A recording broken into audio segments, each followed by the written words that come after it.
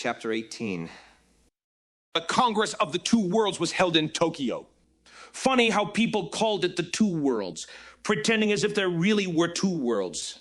It was only split in two fractions due to ideologies of how one should live life, and of course plenty of opinions on how the other shouldn't. Extremely important stuff for human beings.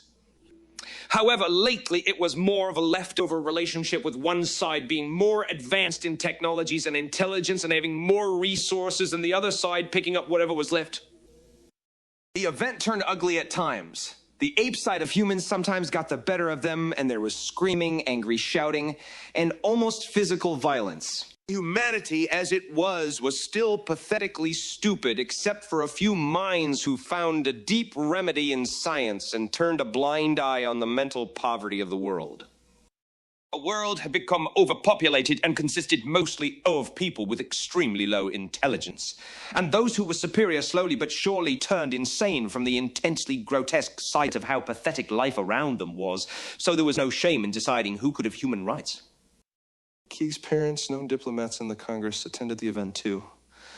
Almost no one knew about their only child being not only utterly evil, but also full of insane darkness.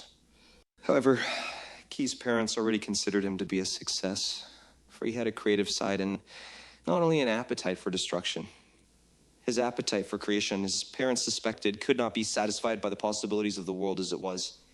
They thought of him as a poor genius. Shitty. Now Stinky Rock was rotating in the pointless universe with its miserable inhabitants. It turned out that if there, in fact, would have been a sensible creator of everything, the whole shit show wouldn't have turned out as being so laughable. It's impossible to solve the simple issue of overpopulation within a time frame of 5 decades.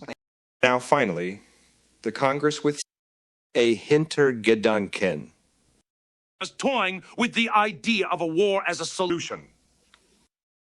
The very system of democracy never cultivated good leadership, and authoritarian dictatorships would abuse the opposition. If only a savior would appear with a match in his hand and flames in his eyes, ready to burn the world down. First, the poor understanding of the self and the psychology of human nature was an obstacle for making the world a decent place. People just did not want to learn or were too greedy.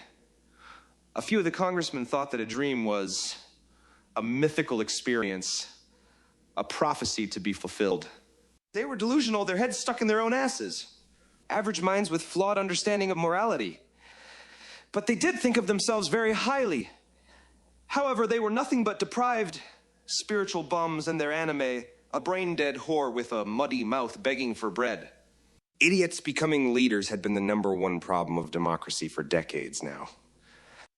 The baboons did not find a way to solve the crisis during the event.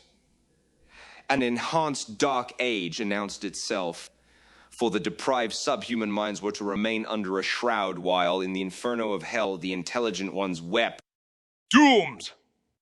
One might think that corruption was long gone, but that was not the case. The large companies still could persuade those in power, a dystopian nightmare fueled by an unstoppable greed. Just like microorganisms fermenting sugars, eating away till death in their own excrement.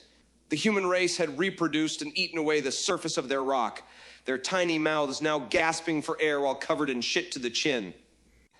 There was no wildlife left, but a few animals left as mere symbols.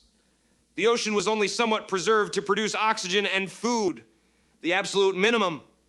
Perpetually greedy in their nature, human beings were willing to pay the price of suffocating and poisoning themselves. The time had come for the human beings to choke on their own excrement.